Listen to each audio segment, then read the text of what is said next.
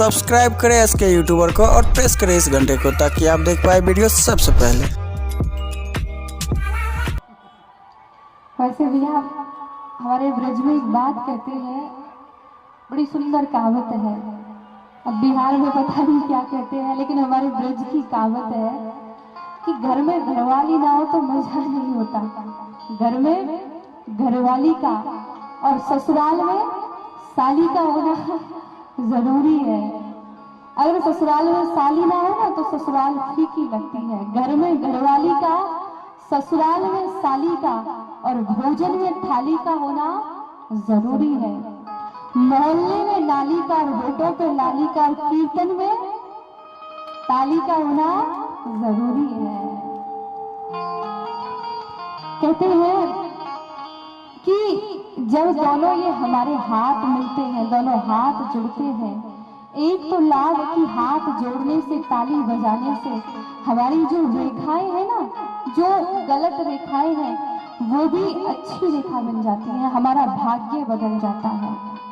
और दूसरी बात भैया, जो ताली बजाते हैं और जो नहीं बजाते, जो बजाने वाले हैं ना, उनके पाप उतर के ना बजाने वाले के सिर पे जा बैठते हैं।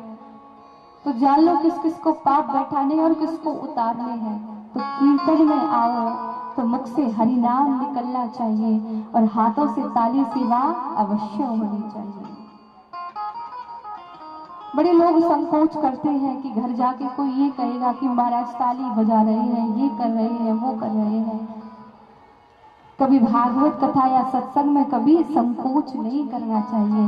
अरे जब ठाकुर ने संकोच नहीं किया माखन चोरी करते समय, तो आप कोई चोरी नहीं कर रहे, ठाकुर से प्रेम कर रहे हो, तो उसमें कैसा संकोच, कैसी लज्जा। तो आगे वर्णन करने लगे।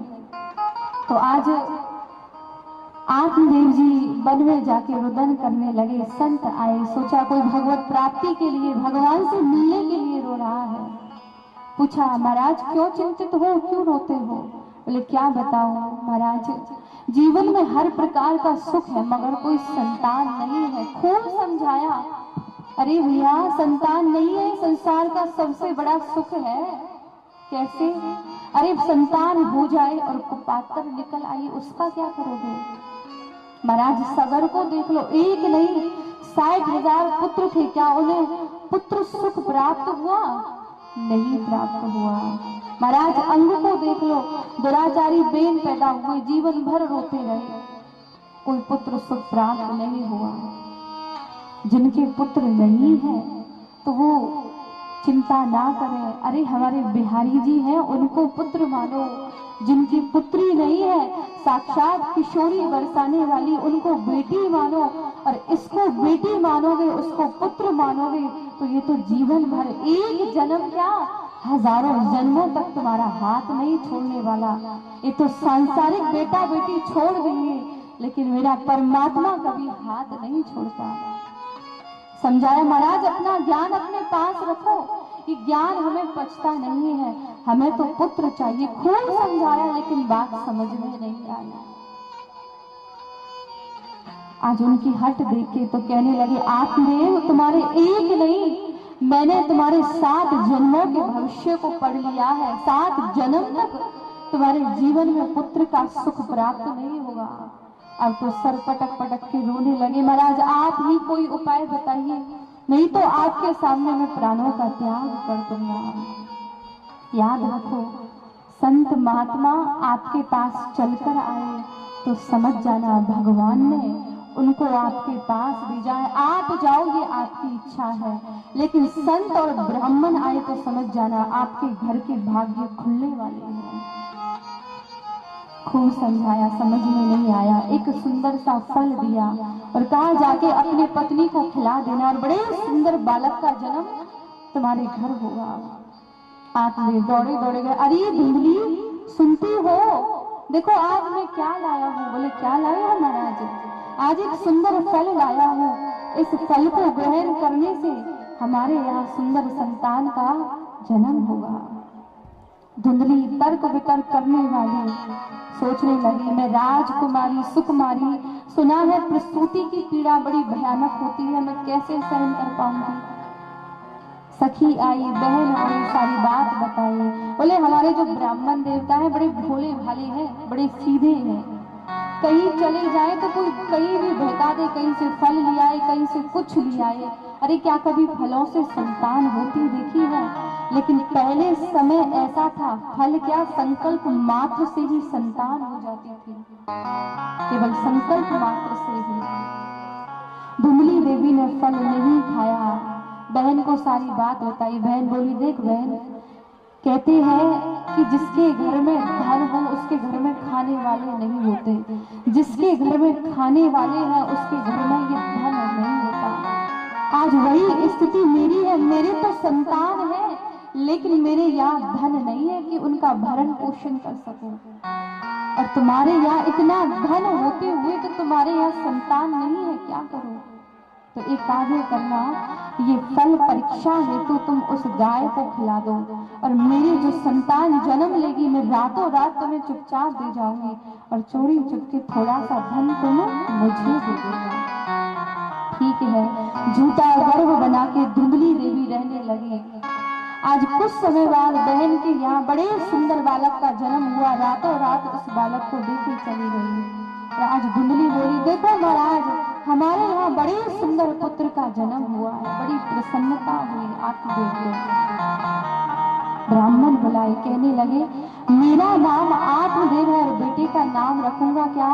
परमात्मा देव। धुंधली आई दौड़ी दौड़ी, ओ महाराज कौन है? 9 महीने गर्भ में किसने रखा? मैंने।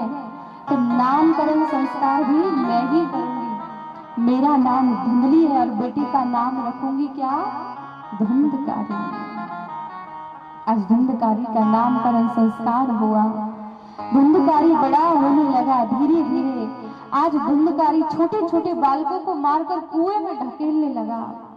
और एक बात जरूर याद रखना, एक अच्छी बात कही किसी ने कि दुशीलो मात्र दोषेन पितृ दोषेन मूर्खता कार्पण्य वंश दोषेन आत्म दोषात् दरिद्रता। दुशीलो मात्र दोषेन, अगर बालक चरित्रहीन हो तो समझ जाना इसमें पिता का दोष नहीं है, इसमें माँ का दोष है। जब बालक गर्भ में था तो उसने भगवान की कथाएं नहीं सुनी, भगवान का नाम नहीं लिया, और आज जब कथाएं सुनती तो उसके गर्भ से भक्त का जन्म होता, एक दुराचारी का जन्म नहीं होता। दुशीलो मात्र दोषेन, तो चरित्रहीन हो बालक तो उसमें माँ का दोष होता है। पितृ दोषेन मूर्खता, अगर बालक मूर्ख हो तो उसमें माँ का नहीं है, उसमें पिता का दोष है, पिता के कारण बालक मूर्ख हुआ। और कार्पण्य वंश दोषेन, अगर बालक कायर है तो उसमें उसके वंश का दोष है। आत्म दोषात् दरिद्रता, अगर दरिद्र है बालक तो समझ जाना ये उसके स्वयं का दोष है, ना उसमें माँ का दोष है, ना पिता का दोष है, ना वंश का दोष है, ये स्वयं का दोष है। धुंधकारी अकेला था, और अकेला जिसके यहाँ बालक हो ना उसके बिगड़ने के अनेक कारण बन जाते हैं। प्रेम ज्यादा होता है बालक पर, लाड़ चाव ज्यादा होता है। 3-4 हो तो एक इधर घूमे एक उधर घूमे, कोई पता नहीं चलता, लेकिन एक के बिगड़ने के अनेक कारण हो जाते हैं। कुछ समय बाद गौ माता ने बड़े सुंदर बालक को जन्म दिया और नाम रखा गया उसका गोकर्ण। क्यों? कान तो गौ माता के समान और शरीर बिल्कुल मनुष्य जैसा। गोकर्ण पंडितो ज्ञानी धुंधकारी महाखला। आज धुंधकारी चोरी करने लगा, झूठ बोलने लगा, मदिरा पान करने लगा।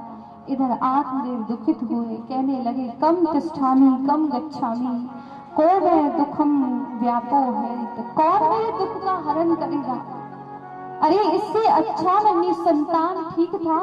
ऐसा दुराचारी बालक जो बालकों को मारता है, मुझसे अपशब्द बोलता है, जाऊं कहां, कौन मेरी रक्षा करे? इतने में गोकर्ण आए, पिता चिंता ना कीजिए, अरे वो भगवान है, उनका भजन कीजिए जब सारे मार्ग बंद हो जाए।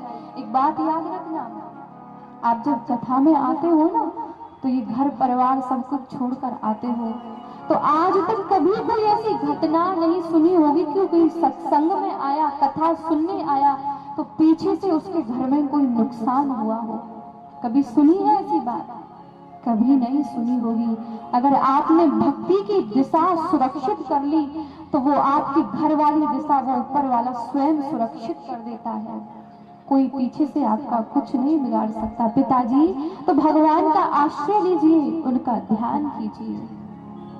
कुछ नहीं है संसार में, मन को गोविंद में लगाइए। और कहते हैं मनहा एव मनुष्य नाम कारणम बंध मोक्षया। ये मन ही हमारा मुक्ति का कारण है और मन ही हमारा बंधन का कारण है। इसीलिए संतों ने कहा है क्या, मन की हार हार है, मन की जीत जीत, मन की हार हार है,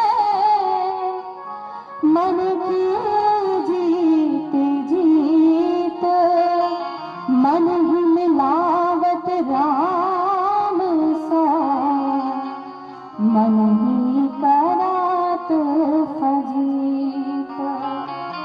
ये मन है हमारा, मन के कारण ही ये हमारी चंचल वृत्तियां। एक समुद्र को देखा होगा आपने, जो समुद्र की कलाएं होती है ना, उस चंद्र पर निर्भर करती है। चंद्रमा घटेगा बढ़ेगा, वैसे ही समुद्र के अंदर ये घटना बढ़ना होता है। वैसे ही हमारा जो ये सुख दुख है हमारे मन के ऊपर निर्भर करता है। क्या करना चाहिए, ये मन के ऊपर, ये मन की जो लगाम है ना भैया, इस गोविंद के चरणों में डाल दोगे तो चाहे कितने भी दुख आए दूर से भाग जाएंगे। यही कहेंगे भगवान का भक्त है, इसके पास नहीं जाएंगे हम, कोसों दूर भाग जाते हैं दुख में। बोले पिताजी